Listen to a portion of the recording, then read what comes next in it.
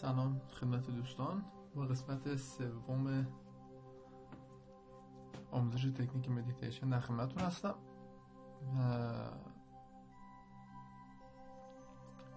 این قسمت یا قسمت سوم تفاوت خیلی زیادی با قسمت دوم نداره، فقط مراحل زیر هستش که خدمتتون عرض میکنم.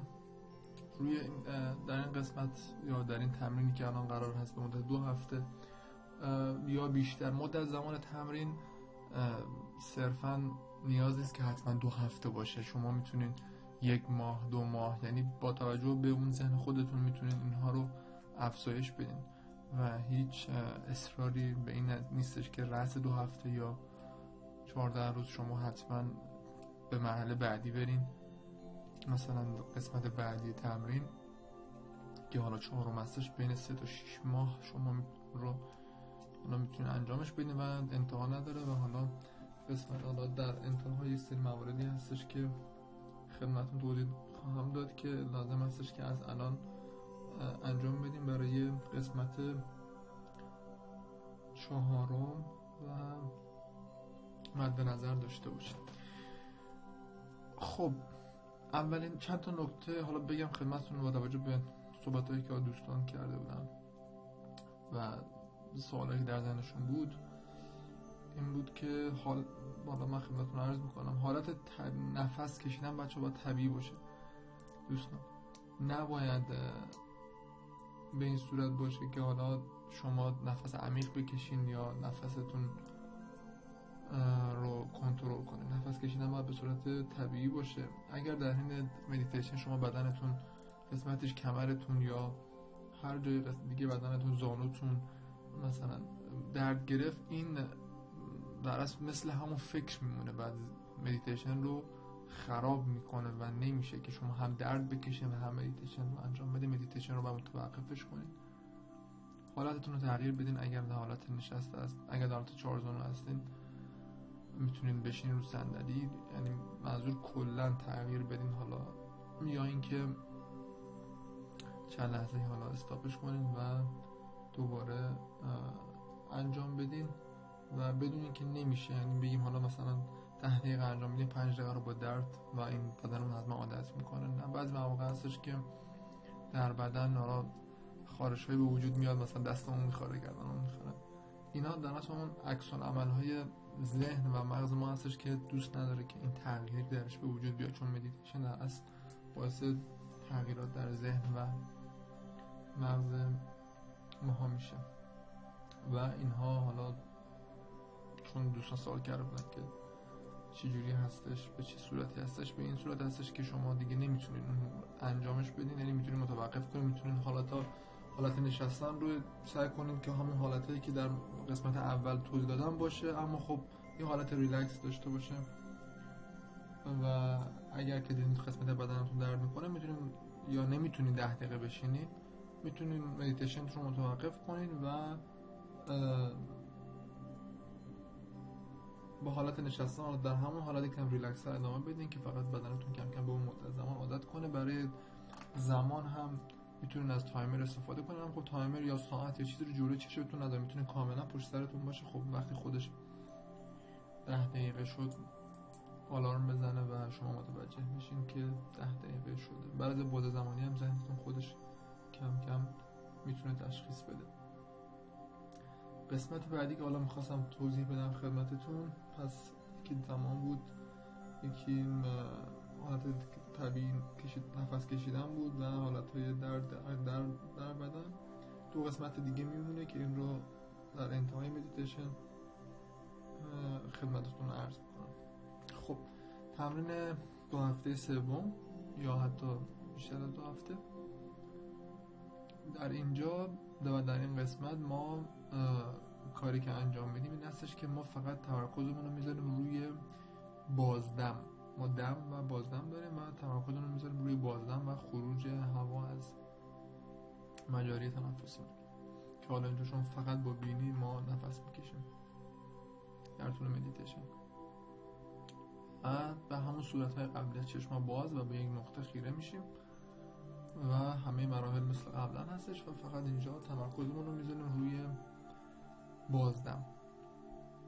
و در اصل اینجا ما اگر خاطرتون باشه در قسمت قبلی ما میگفتم اگر فکر اومد ما میگیم در ذهنمون به خودمون میگیم رهاش کن. اینجا این رها شدن در اصل با یه رها شدن بازدم که به صورت طبیعی هستش ترکیب میشه. پس اگر فکری یا ذهنی یا خاطره یا هر چیزی در ذهنمون اومد ما به خودمون میگیم رهاش کن و این حالت قسمت دممون هستش. در اصل تمرکزمون روی بازدم هستش و وقتی که داریم بازدم انجام میدیم این تصور رو داریم و این حالت رو تو ذهنمون در نظر میگیریم که اون فکرها همینجوری که داره هوا از بینی ما خارج میشه اون فکرها هم از بدن ما و ذهن ما خارج میشه. و حتی میتونین حالت رو در نظر بگیرین که فکرهای خودتون رو از مغز خودتون کشیدین بیرون و میتونین در نظر بگیرین که مثل اینکه آوردینشون بیرون و روشون باستادین. یعنی این حالت رو میتونیم در نظر بگیرین حالا با توجه به اون روحیه خودتون و انتخاب خودتون. پس ما اینجا همون کارها رو انجام میدیم، به نقطه مقابل خیره میشیم، دم و بازدم، و هر فکری اومد در ذهنمون به خودمون میگیم رهاش کن و موقعی که داریم بازدم انجام میدیم این تصور رو در ذهنمون داریم که اینها با همون بازدم از بدنمون از مغزمون فکرها خارج میشن. در طول مدیتیشن هم در از 10 دقیقه هستش و تمامی موارد مثل قبل هم هستش. مورد دیگه که من میخواستم خدمتتون عرض کنم این هستش که دوستان اگر که تمایل دارین که مدیتیشن رو به صورت دراز مدت انجام بدید، مبحثی که حالا در قسمت بعدی یا قسمت آخر مدیتیشنمون گفته میشه، شما اون رو میتونید حتی چندین ماه، 3 ماه، 6 ماه، 1 سال ادامه بدین بدون نیاز به هیچ مطلب اضافه تری.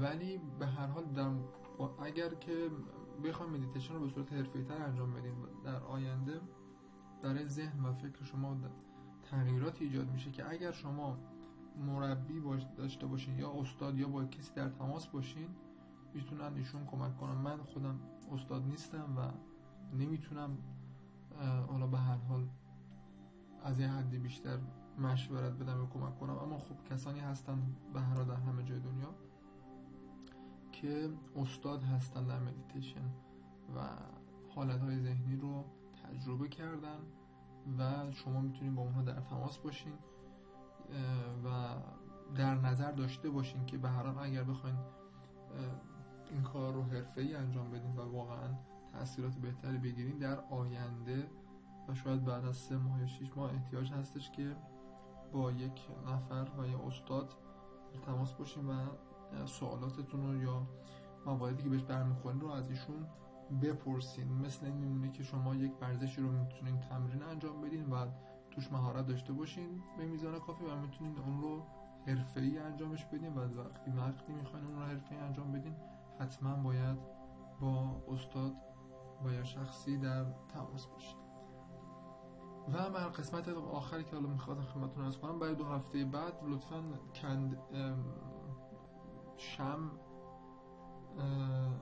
یک نوع شمع خاص هستش که لطفاً اون رو تهیه کنین. از الان به فکر باشین که حالا برای 2 هفته بعد اون رو بتونین استفاده کنین. بهش میگن بیزوکس کندل که حالا من اگر که اینجا فکر کنم عکسش رو اومده کردم براشون. بیزوکس کندل یا حالا نمیدونم حالا چی میگن که حالا اونجا تو فروشگاهی که حالا تو ایران چی بهش میگن، اما خب این در از همون از موم یا همون کندوی از انبور عسل گرفته شده که حالا همون انبور عسل هستش و وکس هم که موم. حالا میتونین این رو بپرسین. من خودم حالا دقیقا از همین رنگش هم به همین صورت هستش. این فرقی که حالا با اون شمعای عادی داره این هستش که اونا پارافین هستش و وقتی شما این در فاصله مثلا همون 1 دست خودتون قرار میدین به هر حال برای تنفس شما مفید نیست، چون که شما در اون هوا رو تنفس میکنید. نه اینکه حالا خیلی ضرر داشته باشه ولی مفید نیست، چون ما به هر حال داریم ذهنمون رو و بدنمون رو داریم کاری انجام میدیم که برای بهبود ذهنمون و فکرمون و بهتر هستش که پس این کاری رو انجام بدیم به کار برای فیزیک بدنمون و سلامت بدنمون مفید باشه. پس این شمعای طبیعی هستش و خب وقتی داره میسوزه اون از سوختن این شمع به هر حال میشه گفتش که هوای پاکتری به هر حال نسبت به اون شمعایی که پارافین داره سوخته میشه به وجود میاره و این برای سلامتی بهتر هستش و توصیه میشه که حتما اینو، حالا من گفته بودم به یکی از دوستان در ایران که اینو رو بپرسن، خب نتونسته بودن حالا پیدا بکنن، اما حتما هستش. حالا شاید ایشون چند تا فروشگاه رو رفتن نبوده، ولی شما اینو مد نظر داشته باشین و بپرسین و رنگشون رو اگه دقت بکنید از همه جا به همین صورت هستش. این مواردی بود که میخواستم خدمتتون عرض کنم. خیلی ممنون، شاد و موفق باشید.